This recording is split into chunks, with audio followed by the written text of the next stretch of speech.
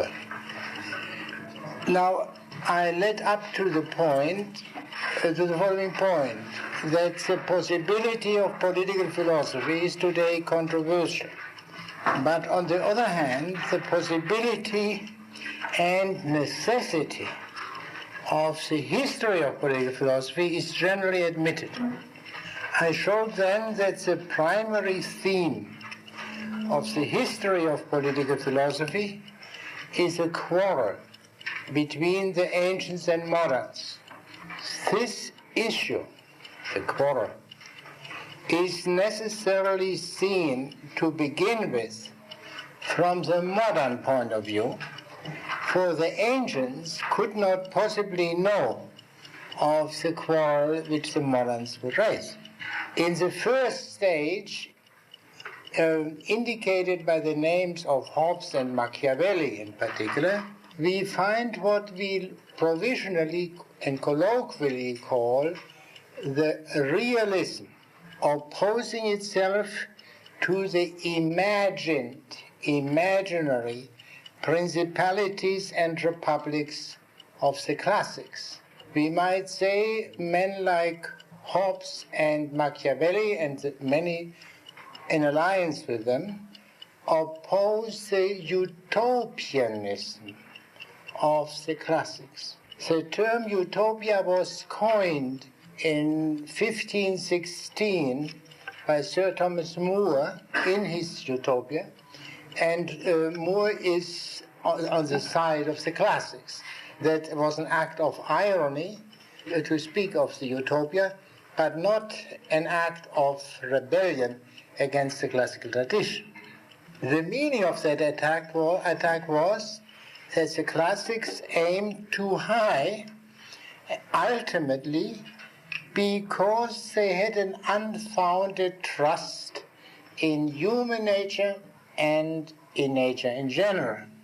It suffices to remind you again of Hobbes' expressions, the state of nature, a state which is the state in which nature put man, a most undesirable state.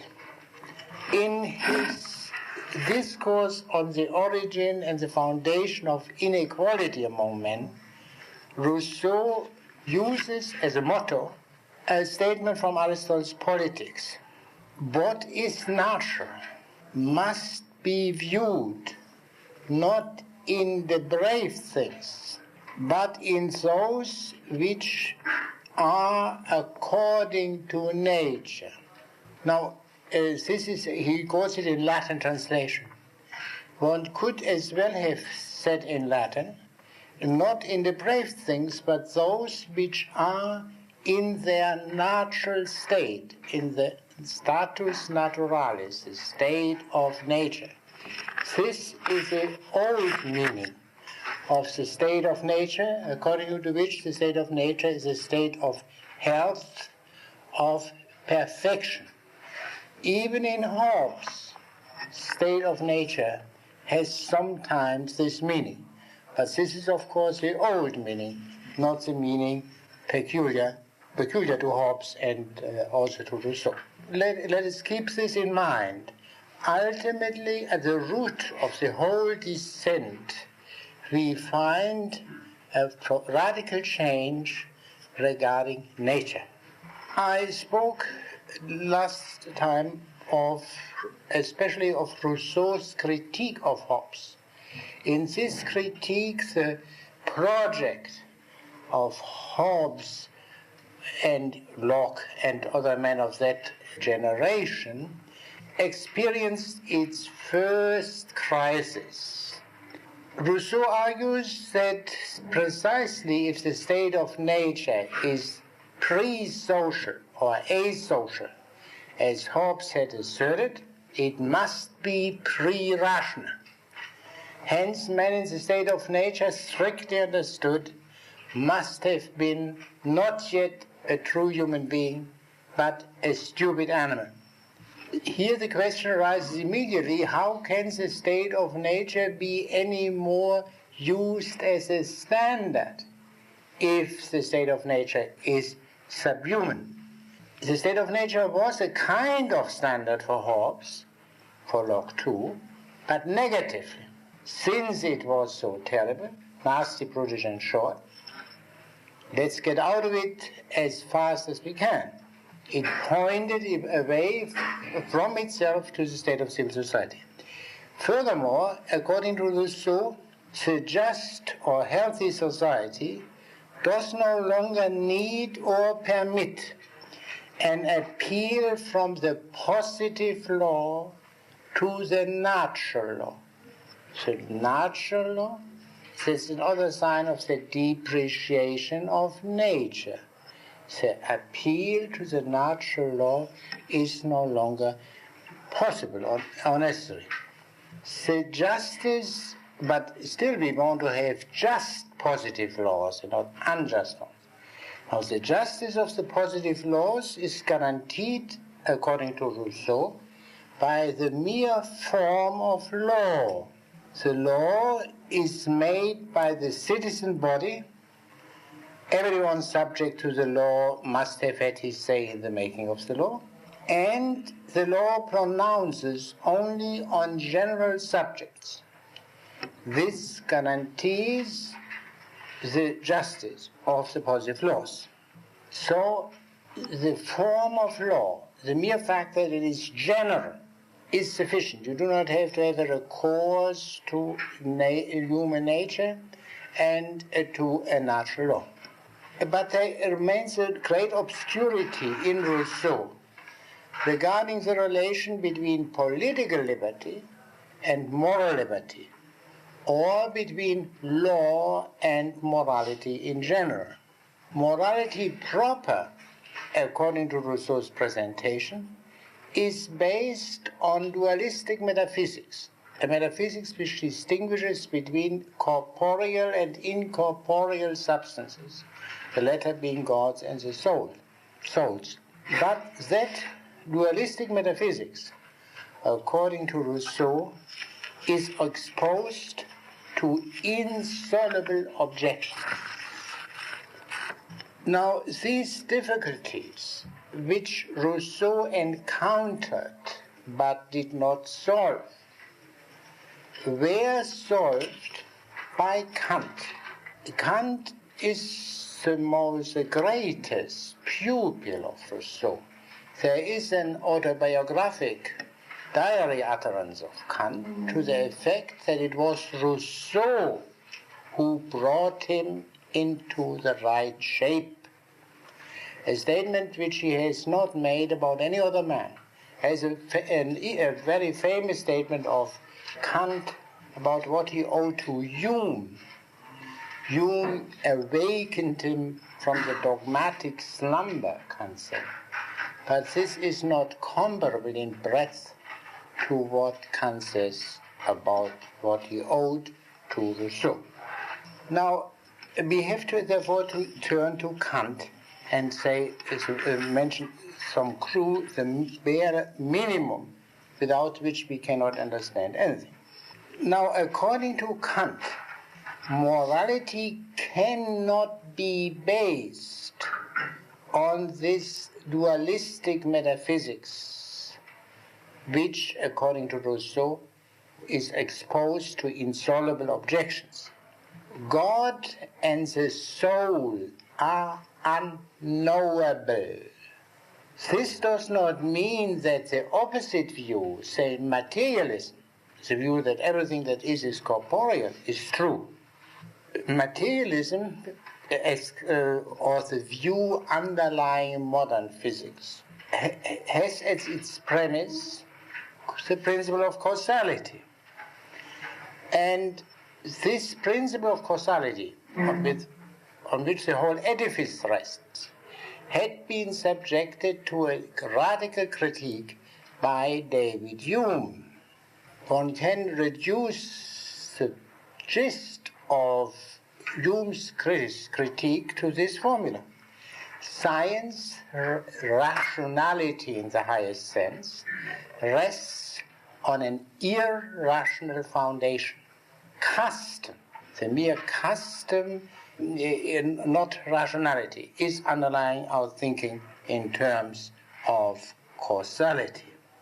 Kant, opposing Hume, trying to save the dignity of science, asserts science is rational, but it is limited to the phenomenal world, which Kant distinguished from what he called, with a strange expression, the thing in itself, meaning beings as we cannot know them, but which must be supposed to underlie the things which we know, the phenomenal things. Reason supplies only the form of knowledge. For its content, it depends on sense experience. Hence, there cannot be knowledge of non-sensible things, because we do not have any sense data regarding God and the soul. More precisely, that which makes possible knowledge of the phenomenal world is the understanding in contradistinction to reason. It is an understanding which prescribes nature its laws. By nature, Kant understands here the totality of phenomena, of things of which we can have directly or indirectly sense experience. Reason proper, that in man which is not and cannot be dependent or cooperative with sense experience proper, supplies only so-called regulative principles, not the constitutive principles, not the principles underlying the understanding of phenomena in common sense or in science. Now, while reason has pure reason, the title of Kant's book was Critique of Pure Reason. While pure reason is so weak, and the sphere of theory, it is sufficient and for man's guidance as practical reason in the practical sphere. Reason as practical reason depends in no way on experience, whereas all theoretical knowledge depends directly or indirectly on experience. Practical reason prescribes, without any borrowings whatever from experience, universally valid laws of action. The only access to the absolute, one could say, to the infinite, we have, according to Kant, is through the moral law, not through science. Now, this implies that the laws prescribed by practical reason, think of such laws as thou shalt not lie, the moral laws are not based in any way on knowledge of nature, and in particular of human nature. Hence, the moral law can no longer be called, as it had been called before, the natural law. The natural laws from now on are laws like the Newtonian laws, whereas in the older usage the moral law was called also the natural law. Now, why is this so? The moral law must be valid not only for men, but for all intelligent beings. That's to say, for God too. And hence, how can it be based on the understanding of human nature? And the reason which Kant would give is this: if God is not to be God's action are not to be understood in terms of the moral law, then God might conceivably do things which are unjust. Think of the great difficulties regarding the sacrifice of Isaac or any other problems of this kind. This tendency of the whole 18th century to subject God to the moral law reaches its climax in Kant's teaching. Furthermore, the moral law must be universally valid without any ifs and buts. For example, thou shalt not murder, no ifs and buts. Thou shalt not lie, no ifs and buts. But knowledge of human nature is based on experience, and experience cannot supply universally valid or apodictic laws. Experience can tell us only this was so always hitherto. But that doesn't tell us anything about the future. And if you think of the importance of the future, especially of the social future, for moral orientation, that is, of course, an enormous liberation for all kinds of things which seem to be denied by any previous experience of men. The moral law cannot be based on anything else, or cannot be deduced from anything else. It cannot be derived from nature or from God. Not from nature, because we have only empirical knowledge of nature, and nor from God, because we do not have any theoretical knowledge of God. The moral law, therefore, liberates man from the tutelage of nature, which includes here also previous custom. If the moral law were a natural law, Kant asserts, nature would impose a law on man. Therefore, there would be what Kant calls heteronomy of the will. The will dependent on something outside of the will. The will would not give a law to itself. Nature would give it to him.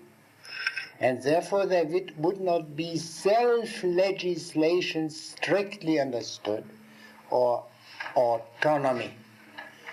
If freedom is autonomy, the will must give a law to itself and must not borrow it or take it over from any other source. Now, how is this such a moral law possible? The moral law is a law of reason, pure reason, in no way dependent on experience in any shape or form. Where does it get its content? Kant's answer is this: the form of reason supplies the content. The form of law, and law means generality, universality, rationality, is sufficient to supply the moral law. And this is formulated by Kant in what he calls the categoric imperative, which claims to be an authentic interpretation of what we all experience when we have a bad conscience, for example.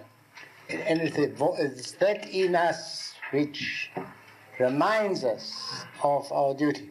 Now, the categoric imperative says, act in such a way that the maxims of your action can be made and be understood as universally valid laws binding all intelligent beings.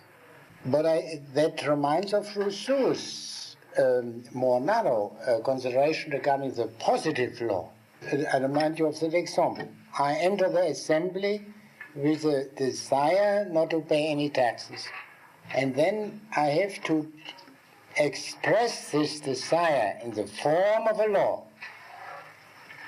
from now on no one has to pay any taxes.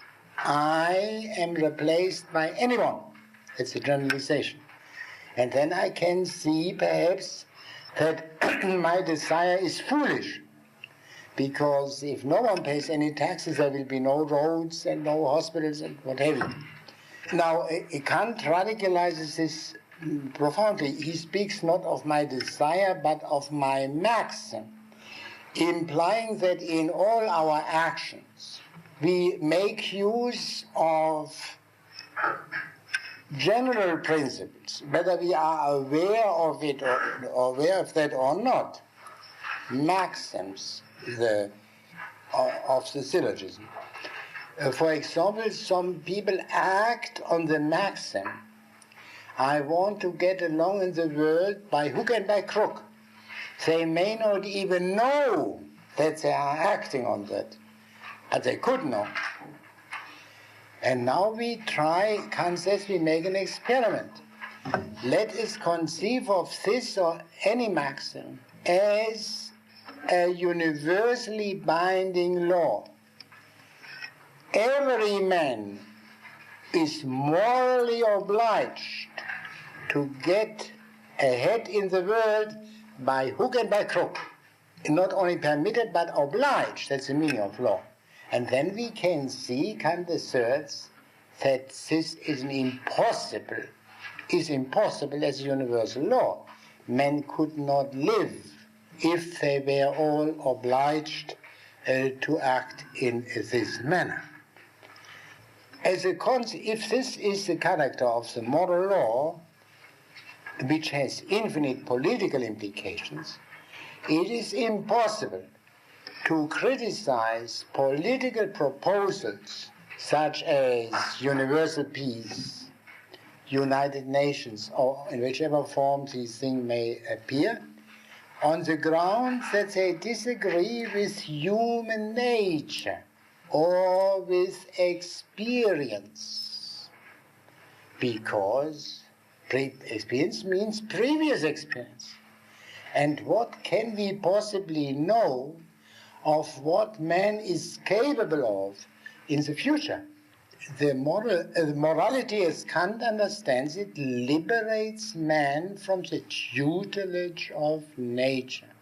That man is able to do what he is obliged to do, morally obliged to do, goes for Kant without saying. Thou canst what thou oughtst. Man is capable, therefore, for example, to establish perpetual peace. The only criterion which remains here, since no recourse to human nature is possible, is that of sheer self-contradiction. So, in other words, sheer self-contradiction, i.e., formal irrationality. This, of course, is a clear sign that the law in question cannot be a moral law. The fundamental concern is with the moral law. That means also it is not with the good, or in particular with the highest good, or the end. I read to you a passage last time from Hobbes where he rejects the notion of the summum bonum in Leviathan chapter 11. In a different way, in a very different way, but still not entirely unconnected, Kant rejects the starting of moral reflection from the good. No concept of the good, including the highest good, as an object must determine the moral law. But the moral law in its turn determines the concept of the good. The traditional view from the classical antiquity was to live well means to live according to nature. In order to understand Kant's reasoning, we raise this simple question. Why is this so? Why is living well, living according to nature?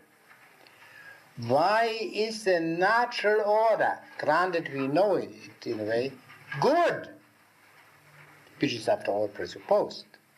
Are not the basest and most destructive passions as natural as the noblest thoughts? In other words, we would have to raise the question, which natural inclinations are to be respected and which are to be rejected? This question is answered by Kant's categoric imperative. The natural order is to be respected. It is good to the extent to which, by transgressing it, I will something which I cannot will to be a universal law. For example, if I desire food, the food which I need for the sustenance of my life, I can easily see a moral law commanding everyone to seek food for the sustenance of his body is compatible, is thinkable as a law obliging all men. But if I desire to be superior to others and transform this into a universal law, everyone should strive to outdo everybody else, I see chaos follows. The only thing which we know to be irreducible to anything else, or to be absolute, to be of absolute worth, is a moral law, or a will agreeing with the moral law, a good will. Kant believes to act in agreement with our ordinary, everyday, pre-philosophic moral understanding. We take it for granted that we should be decent. That is, and if someone raises a question, but why should I be decent? He has already ceased to be decent. That makes sense. And if this is properly elaborated, we arrive at the view that the law that we ought to be decent does not have a why. It cannot be reduced to anything else.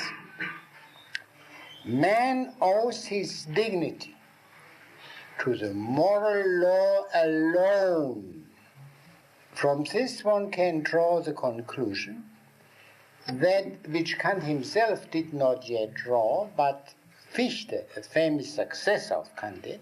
Man's duty consists in subjugating everything else in him and without him to the moral law, because everything else has no intrinsic worth. Let us assume that the moral law demands from everyone virtuous activity in the sense of full and uniform development of all his faculties and the exercise of the faculties jointly with others, which would be compatible, which would be susceptible of the universalization spoken of. But is such development possible as long as everyone is crippled as a consequence of the division of labor or of social inequality? Then how can he develop all his faculties jointly with others under such a condition? A difficulty raised by Fichte. From here there is only one step to what one can call Marx's moral principle. And Marx speaks very emphatically of the pushing back of the nature limit Nature is only an obstacle to be overcome, or a thing to be used for man's moral purpose. Nature does not supply a guidance in any way. This is the foundation for that was laid by Kant more than by anybody else. I would like to mention only one point, few points regarding the later development. In the 18th century, prior to Kant, a new discipline of philosophy emerged, aesthetics. This thing did not exist in the past. There are discussions, and that was a very important theme in the Platonic and Aristotelian tradition, of the beautiful.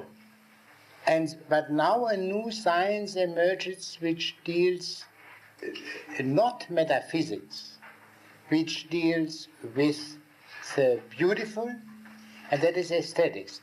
The name comes from the Greek word aesthesis, sense perception, and it is indicated that the beautiful is the sensuously beautiful. In the Platonic tradition, it was understood that you cannot understand the sensuously beautiful except in the light of the intellectually, or let us say ideally, beautiful. This connection is divorced.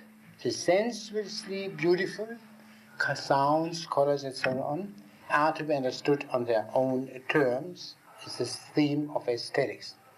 Now, in the post-Kantian development of aesthetics, and the greatest event there is probably Hegel's aesthetics, it is still admitted that there are things by nature beautiful, say human bodies, horses, certain breeds of dogs, and so on.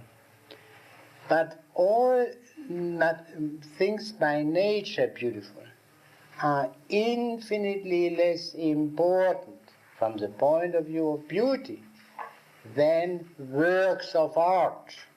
It is for this reason that today aesthetics means, for all practical purposes, the philosophy of fine art, and has no longer anything whatever to do with things by nature beautiful.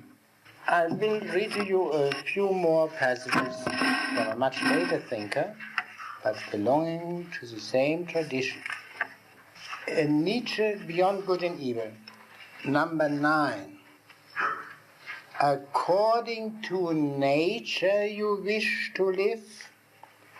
O noble Stoics, how your words deceive.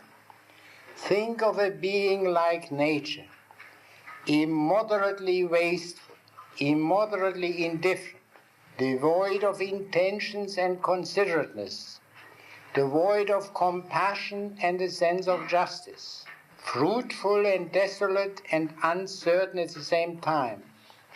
Think of indifference enthroned. How could you live in accordance with this indifference? In other words, the thought of living according to nature is based on a total misunderstanding of how nature truly is. There is another paragraph in the same work of Nietzsche, number 188. Every morality, in contrast to laissez-aller, is a work of tyranny against nature and also against reason.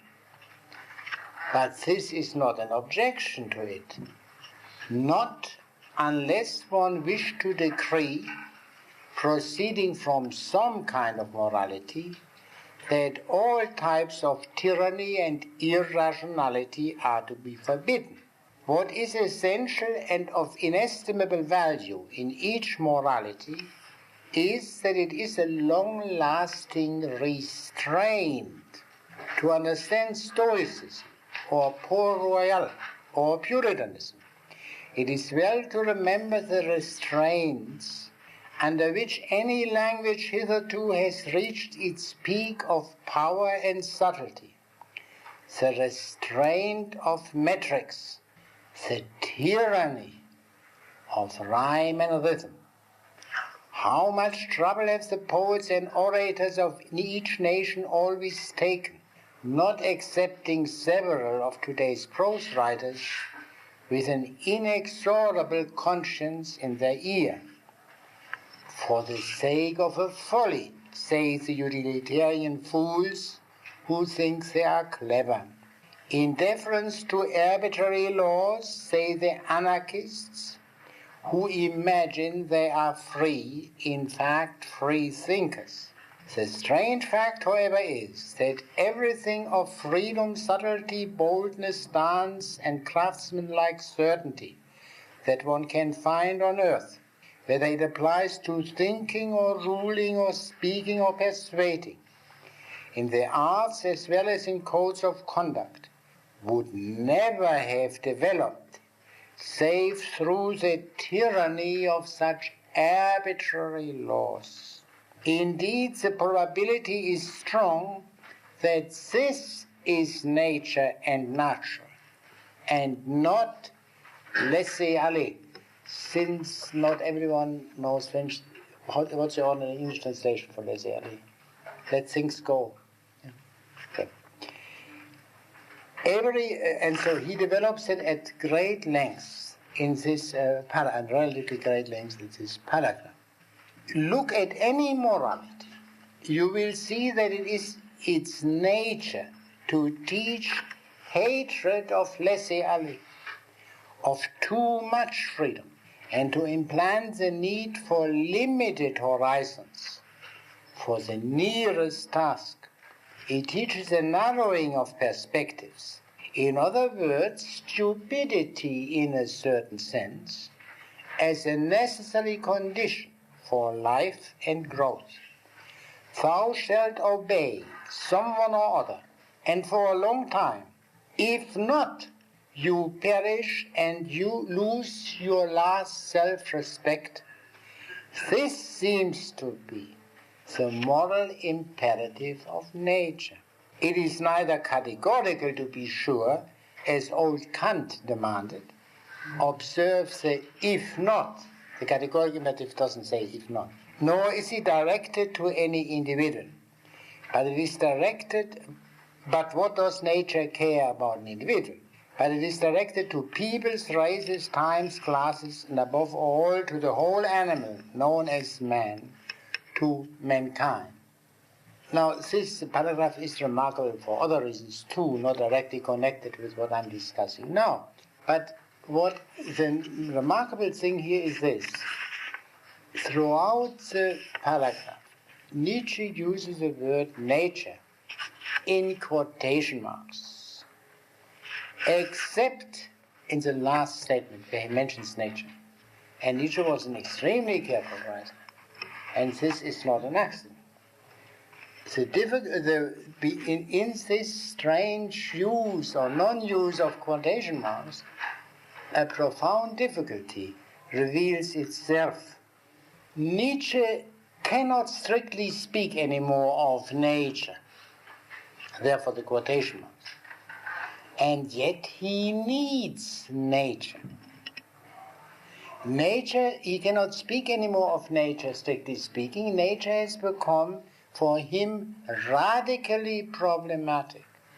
That which for Kant was the justification of nature, namely that nature is the only rational interpretation of sense data, of the phenomenal world, and only of the phenomenal world.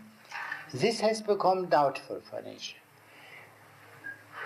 We can say the understanding of things in terms of modern science, or for that matter, of Greeks, in terms of Greek or Babylonian science, whatever you take, is a historically contingent way of interpreting things, to use a most general term we can use here.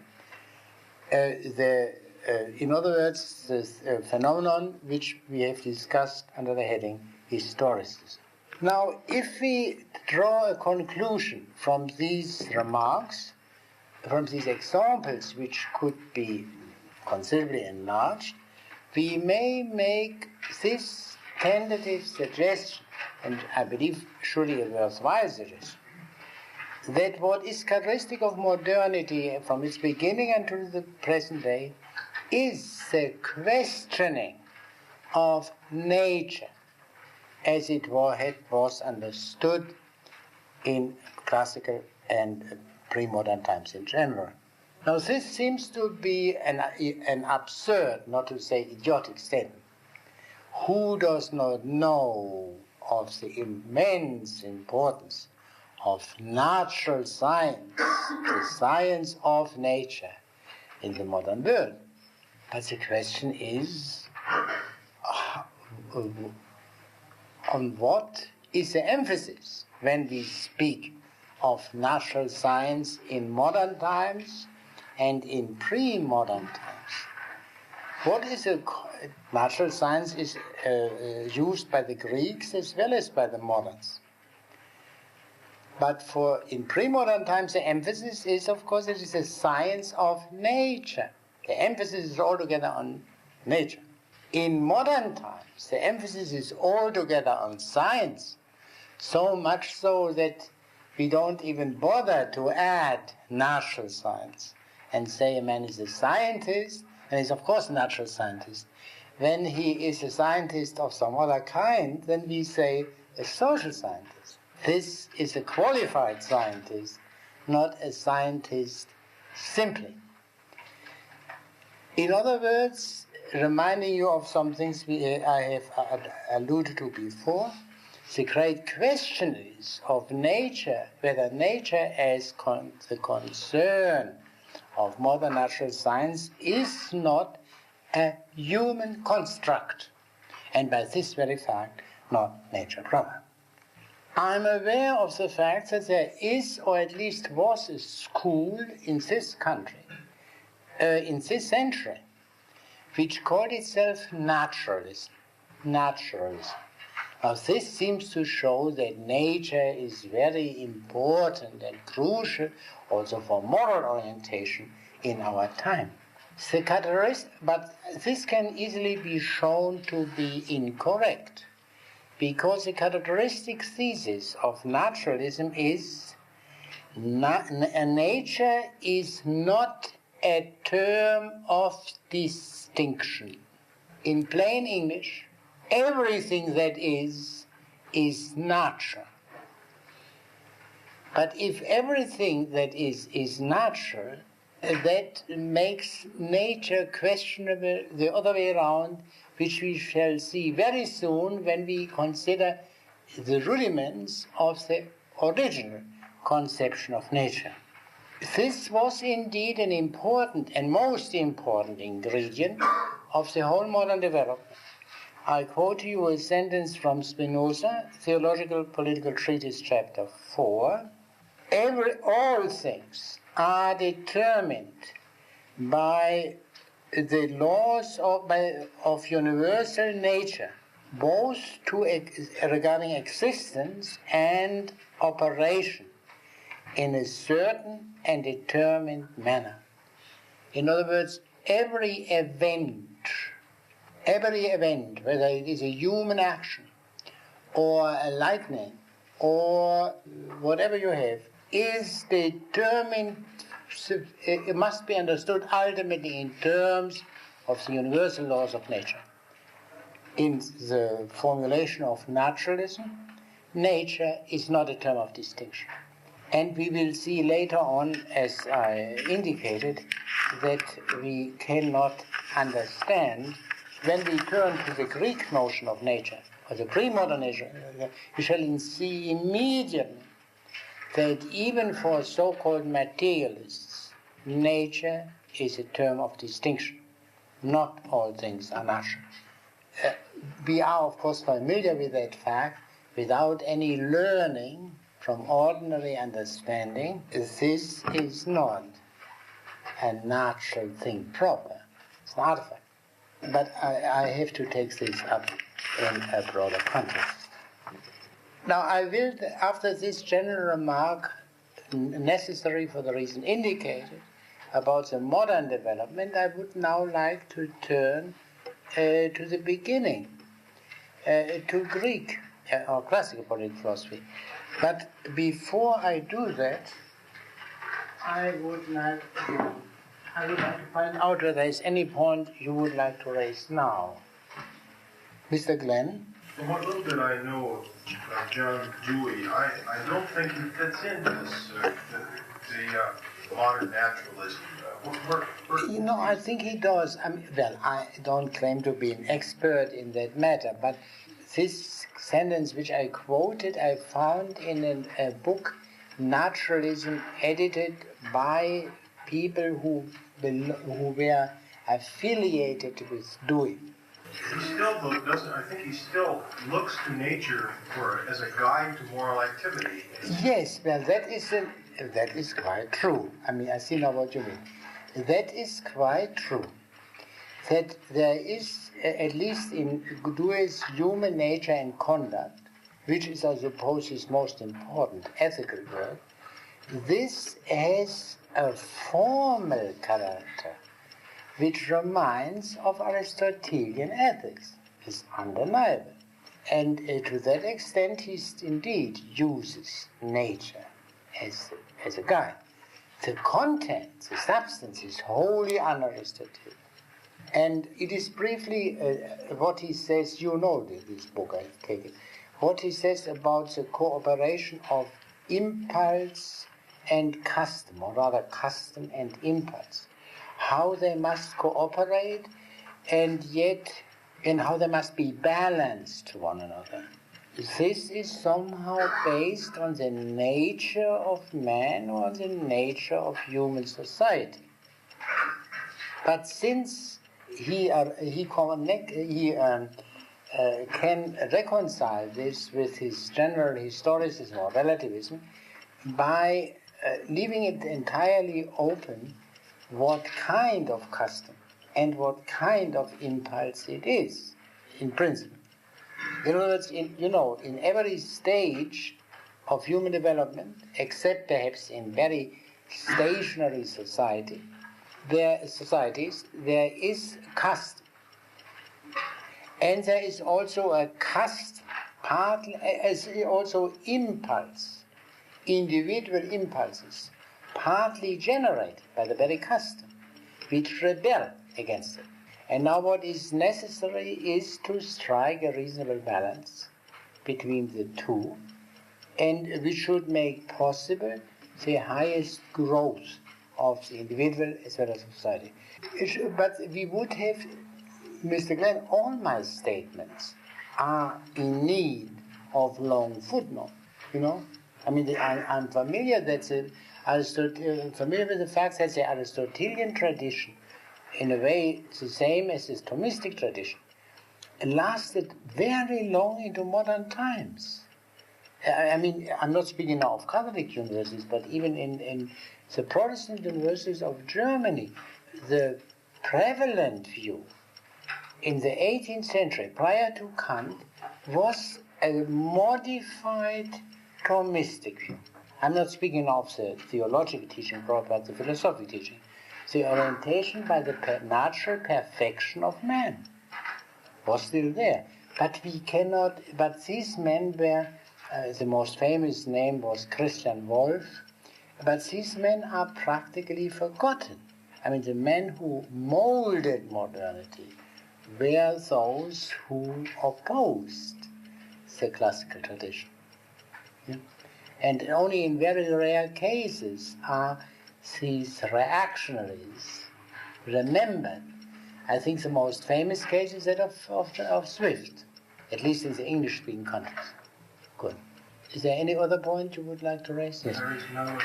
How would Aristotle, maybe you're going to cover this, but how would Aristotle respond to this, to the modern view of nature? He surely must have recognized these. Not quite, no. Let me state it as simply as I can. Such a thing as the view that there are only bodies or bodily things was, of course, known to us. Let us call this view materialism, as it is ordinarily called. We knew. Furthermore, he knew philosophies. We try to understand the whole somehow in mathematical terms.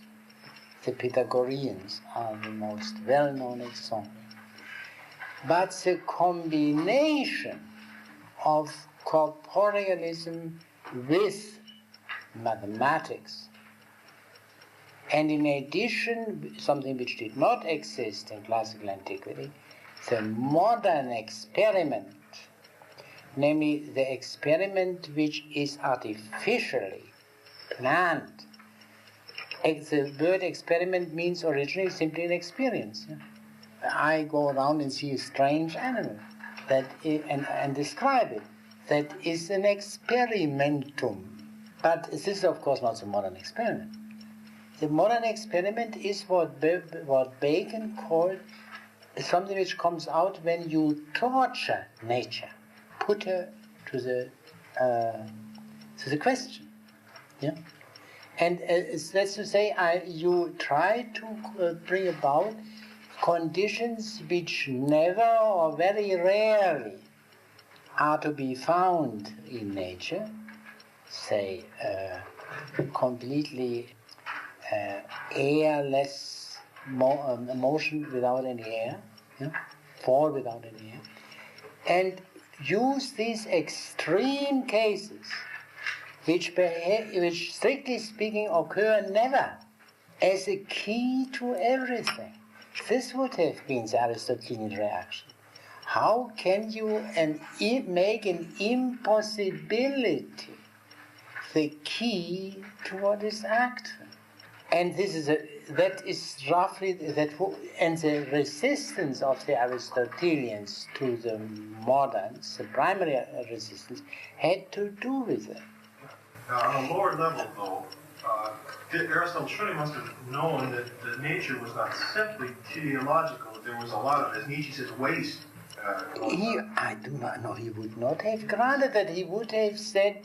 I'm sure he would have tried to show that what we call waste is based on a very superficial understanding.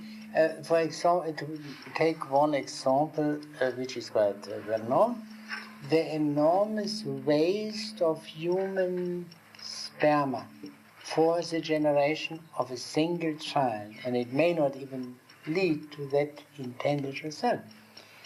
But I think Aristotle would say, how could it be otherwise, given this situation in the uterus and so on, that you have to waste very, very much in order to give a single sperma the chance to fertilize the female egg, so on. He would not have admitted that. Yeah? And so on. I mean, but you have to ask someone who knows much more of modern science and understands Aristotle to see Aristotle's physics and biological writings to answer the question properly. So, I will now begin with my discussion of the classical thought, and I begin from the beginning. Since we seem to have observed that the key question concerns nature, we begin with the very first mention of the word nature in available Greek literature. And this is in Homer, in the Odyssey, Book 10, the only mention of nature in Homer. The story is told not by Homer himself, but by Odysseus. And Odysseus speaks that his comrades had been captured by this goddess witch, Circe, or Circe. And Odysseus tried to liberate them. But then a divine helper, the god Hermes, comes and warns them of the terrific powers of that witch and wishes to protect him. Hermes says to Odysseus, but we know it of course only through Odysseus, I can keep you clear of harm and give you safety. Here take this potent herb and go to Circe's house. This shall protect your life against the evil day. And I will tell you all the magic arts of Circe. She will prepare for you a potion and cast drugs into your food. But even so, she cannot charm you, because a potent herb which I shall give will not permit it. And let me tell you more. When Circe turns against you her long wand, then draw the sharp sword from your thigh and spring upon Circe as if you meant to slay her. She then will cower and beat you to her bed. And do not you refuse the goddess's bed, but that so she may release your men and care for you. Odysseus was a married man, and this is not unimportant. But bid her swear the Blessed One's great oath that she is not meaning now to blot you a new woe, nor when she has stripped to leave you feeble and unmanned. As he thus spoke, Hermes gave the herb, drawing it from the ground, and pointed out its nature. Black at the root it is, like milk its blossom. And the gods, who have a different language, call it moly. Hard it is for a mortal man to dig. But the gods can do everything. Now, this is a remarkable story. The gods can do everything. The gods are omnipotent. But this is obviously not meant, because the gods are omnipotent as a consequence of their knowledge of the natures of things. And over these natures, they do not have any control. This is the first statement, and it is rich in implications, and some of which we will gradually make clear. Things have their natures, which means here they have certain looks, as described, and they have certain powers. This one has a power to protect one against Circe's charms. Looks and powers. In Greek, eidos and dynamis are already here implied. I give you another wholly unscientific or unphilosophic statement about nature, which is much later, but still relatively early. Thucydides speaks somewhere in his history of the nature of a locality or a place, by which he means the nature of a place which they landed in enemy territory, and it is important for them how the nature of the place is, obviously, whether it is jungle or whether it's a place where you can see, etc. Now, then he changes the expression, and instead of speaking of the nature of the place, he says the place itself. The nature of the place is the place itself, as distinguished from something which is not the place itself, but something added to it. What could be added to it? Now in this case it is clear. Fortifications, which they build in order to strengthen the place still more. More generally stated, the nature of things, the thing in itself, is understood in contradistinction to human art, to techne, from which such words as technical and technology are derived. In addition, he's a just man. In addition, he's a human being, and he has this color of the hair, and God knows what. This is his property. Justice itself, nothing added to it. and nothing lacking, because this just man will not be of perfect justice. So that is the same as nature. Therefore, for Plato, the ideas are the natures, however unintelligible that may sound at first hearing. But let us only keep this simpler Thucydidean passage in mind, where it is clear the thing itself, the nature of the thing, understood in contradistinction to what men make of it, to human art. Now we may say that thus far the notion of nature, as discussed, is commonsensical, pre-philosophic or pre-scientific. But here we must remind ourselves for a moment of our historicist friend who say this was Greek common sense, not common sense without qualification, because not all languages, even of very highly civilized peoples, have a word for nature. My favorite example is the Old Testament, where there is no such word. Point is that nevertheless the distinction is immediately intelligible to us today, I take it, and it was also without great difficulty intelligible to other nations who did not know Greek. The thought was easily translatable with the help of artificially coined words, for example, into Hebrew and Arabic. Now but still, up to this point, there is nothing in particularly striking. I remind you again of the fact that we owe this interesting story to Odysseus. Now, Odysseus is one of the many Homeric heroes, but he is a peculiar man. He is very wily, as we know, but I am now concerned with another characteristic of his. He is the greatest traveler among the Homeric heroes.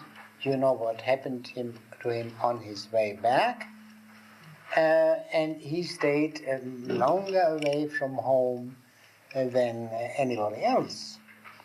And there were other Greek travelers on all kinds of levels. But the most famous of them after Odysseus probably is the historian Herodotus. Now let us see how nature appears in the light of travelers' experience. And I'm speaking of very simple ones. The traveler, let us say, goes to Persia. And there he makes the observation that fire burns in Persia, just as it burns in Greece. The example is taken literally from Aristotle. Yeah? Amazing. But why is this so strange? Because many things in Persia are so different from the way in which they are in Greece. For example, say the laws regarding inheritance.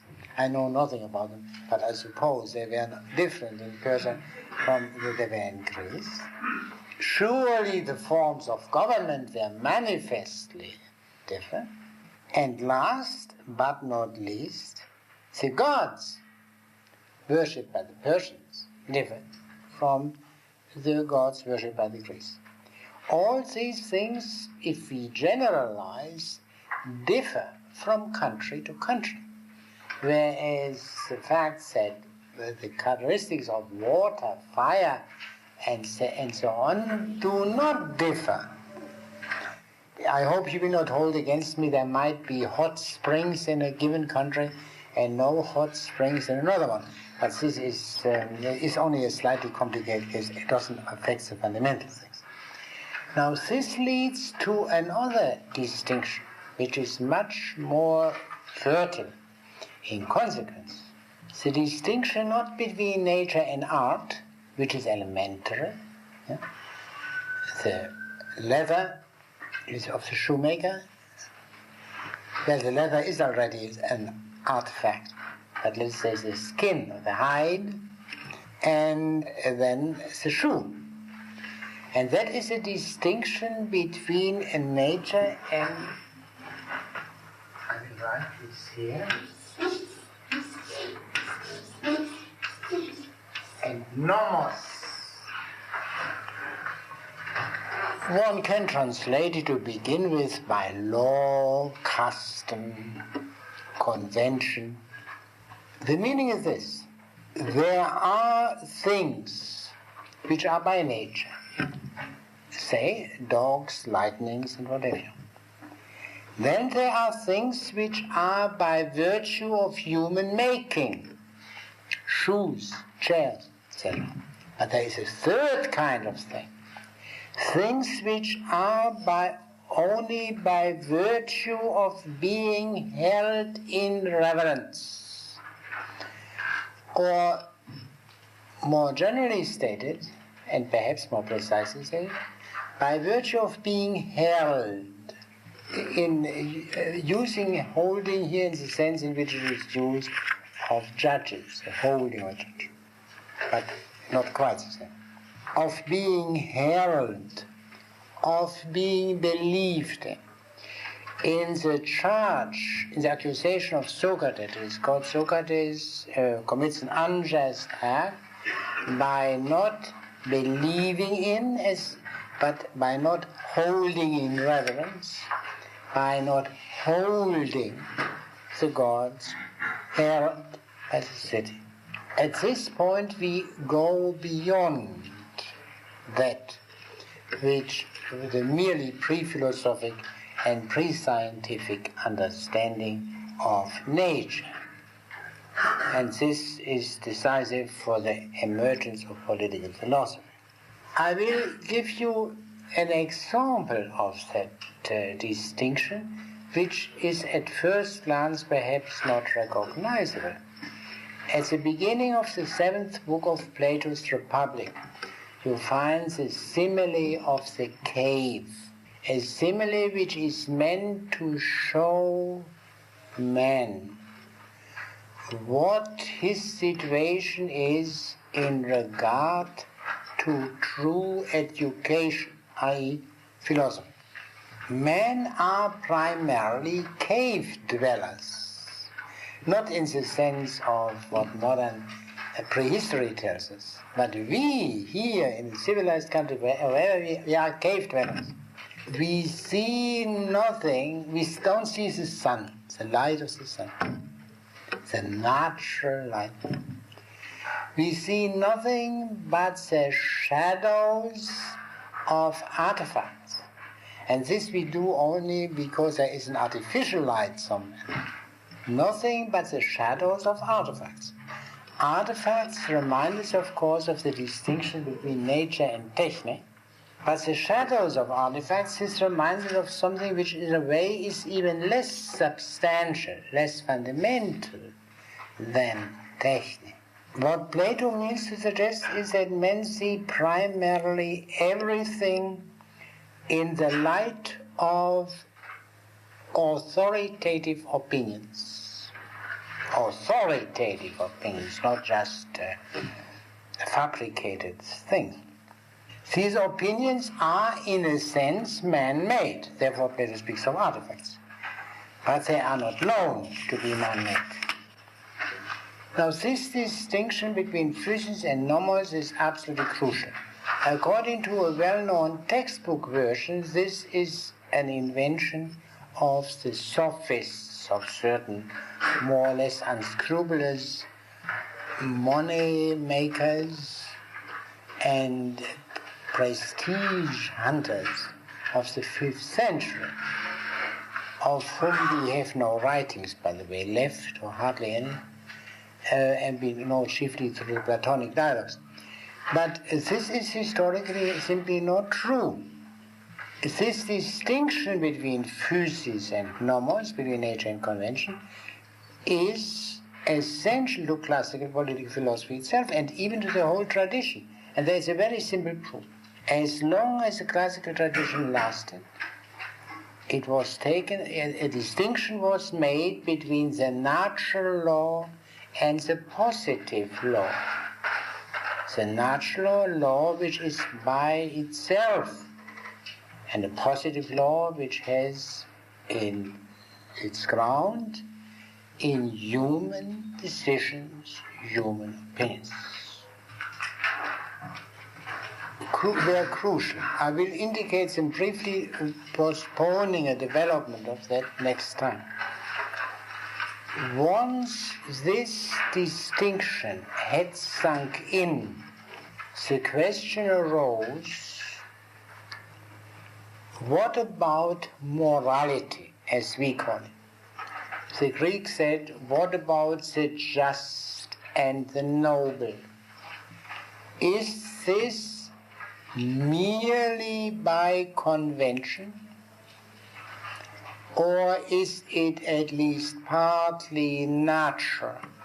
And this became, to begin with, the key issue. And one can say that classical political philosophy, the political philosophy founded by Socrates, constituted itself by establishing the view that the just and the noble are fundamentally natural and not merely conventional. And the modern view, as we have already indicated, modified that very profoundly, of course not in the sense in which the Sophists had understood that. Before I go on, I would like to read to you a remark of Hegel, which is very helpful for clarifying the difference between the ancients and the moderns. Now this sentence reads as follows, and you must listen carefully because Hegel's sentences are quite complicated, and even the English translation, which I haven't made, has given the Hegelian sentences the simplicity of sentences of Addison. The manner of study in ancient times is distinct from that of modern times, in that the former, the study in ancient times, consisted in the veritable training and perfecting of the natural consciousness. Natural consciousness means here the primary consciousness, not yet specialized, trying its powers at each part of its life severally, and philosophizing about everything it came across. In other words, proceeding in a very unsystematic manner.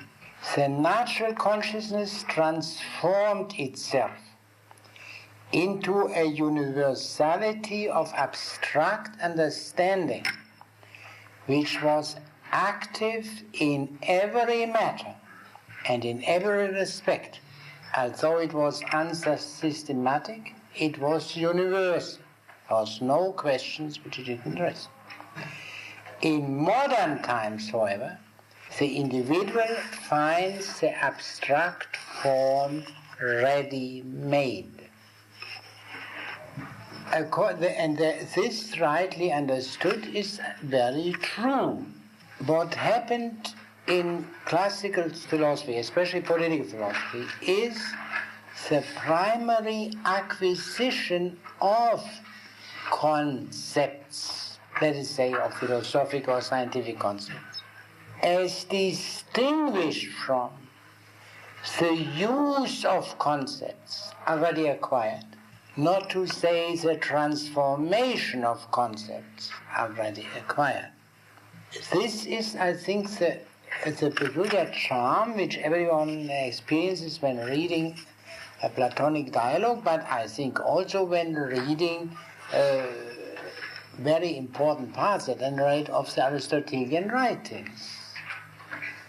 This way which is not systematic,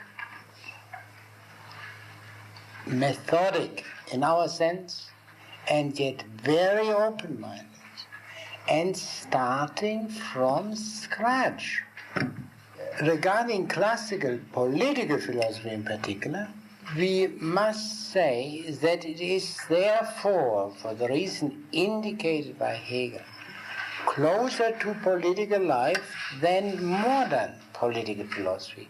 This may sound strange given the utopianism of the classics and the realism of the moderns. But you have only to make one simple experiment. The most realistic and tough studies of political bosses and or any other kind of unsavory things, these are written, of course, in a certain language. I'm not speaking now of what someone in a political campaign does. These are not scientific studies.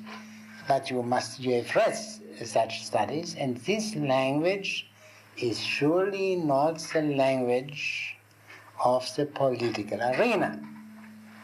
Whereas the Platonic Aristotelian analysis, however far away they might lead from what everyone in the political arena knows and admits, are written in a language which is fundamentally that of everyday life.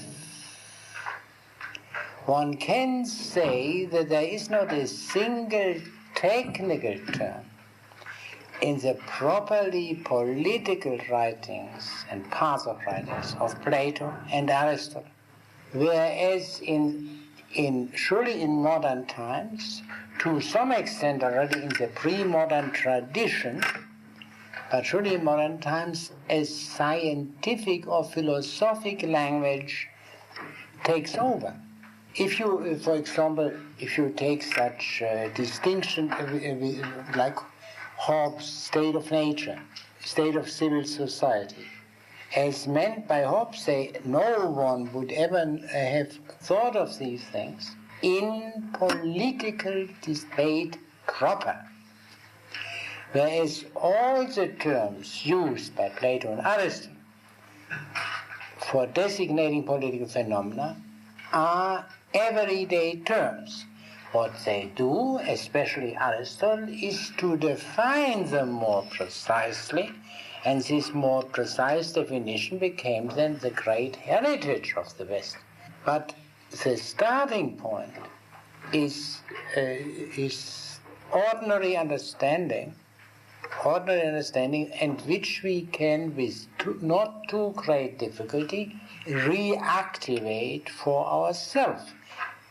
Partly it is necessary for the purpose to learn somewhat of Greek, so that one is not completely at the mercy of the translators, and one must take some other efforts. I have indicated the question when I spoke about Collingwood's partly justified criticism of modern philosophers. After the foundation was laid, fundamentally after Aristotle, the relation of the political philosophers to political life was always mediated by an already existing tradition of political philosophy. No such tradition interfered at the beginning, in the founding epoch.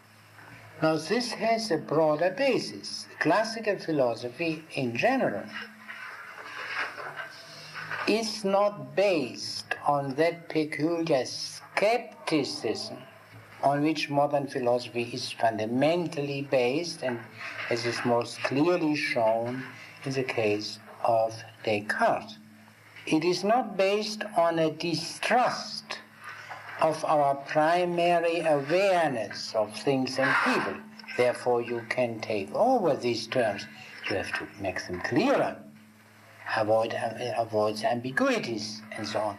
But fundamentally, it is the same way of understanding. I will give you a simple example of the peculiar artificial character which modern thinking about this matter has contrasted with the classical one. Descartes began to speak of the ego, and in some European languages they use even not the Latin word ego, but le moi, or in German das Ich, in English the I. Or in English you can't use it well because people might think of this part of the body. Therefore you have to say the ego. But look at the formation from a linguistic point of view. Who speaks in ordinary life if he is not corrupted of the ego? And even when you hear today, especially in half psychoanalytical language, inflated ego and so, this has something very strange and it's really very artificial about it. People know of the ego not from ordinary experience, but via science. Their understanding of their fellow humans is mediated by certain sciences, true or pseudoscience. Now, people became aware gradually, especially in the 19th and 20th century, that there is something wrong in that Cartesian egocentrism. And people became aware of the fact that I could not know myself as an ego, as an I, except if I recognized another man, at least, whom they called a thou. And then they of course also speak of the we. Now, no one would use these terms in everyday language, and we don't need it. But the phenomenon meant by these people who speak of the ego, thou, and we, the true phenomenon, namely people living together in trust and intimacy, was of course known to men like Plato and Aristotle, because this is a necessity of human life. But how did they speak about it? They called it friendship. Friendship having here the broad meaning where of course the relation between husband and wife would also be a form of friendship. Friendship, you see here, when you speak of friendship, you are much closer to the phenomenon than if you speak of the I, thou, and we. Because when you speak of friendship, you only continue what you do in everyday life. You say, he's my friend, or they are friends. You would never say, except in a very stilted way, he is my alter ego. I mean, this can be said, but this is not the ordinary way of talking. He's my friend. When you speak to him, you say thou. Well, of course, not in present-day English, but in older English and in other languages which make a distinction between the second person plural and second person singular. Then, in other words, Aristotle starts in his, or Plato too, in his philosophic discussion, he continues the way of talking about, which is an ordinary way of talking about. He does not even try to preserve in philosophic or scientific discussion the speaking to a friend. It would be absurd, but one could do that if one were to write, if Aristotle had written his treatises in the form of a letter to Nicomacheus, or it might be, which also would be somewhat peculiar. This I mean by the direct relation to a political and ordinary life, which is preserved in classical political philosophy and which is not existing in modern political philosophy. This is only superficially in conflict with the fact that modern political philosophy is in a way realistic and classical political philosophy is, quote, idealistic. Perhaps the very utopianism of the classics is more in agreement with what is going on in the marketplace than a certain tough-headedness aspired by present day and earlier academicians. That we must perhaps consider later. Generally speaking, I would say what the political philosophy of the classics, classical political philosophy, the point of view which they take is that of ordinary political life, of the citizen or statesman, and they look in the same direction as he looks, same perspective. They only try to look further afield, much further afield. It is not a different perspective. They do not have the posture of an outside spectator who sees the political arena as one in which the big fishes swallow the small ones, for example. I mean, looking at it from the outside and then trying to learn something about human beings as we can learn about stones and rats, and then apply it. They have their stand in the political sphere and look at it as political men. This leads eventually to some complications, but this is surely the starting point. And we must keep this in mind if we want to understand. This is, so to say, the matrix of a classical political philosophy. Well, I will say a few more words about this and then pursue the theme of nature and convention more fully. And then I hope we can have a discussion about the classical work of classical political philosophy, Aristotle's Politics, and see what kind of a thing that is.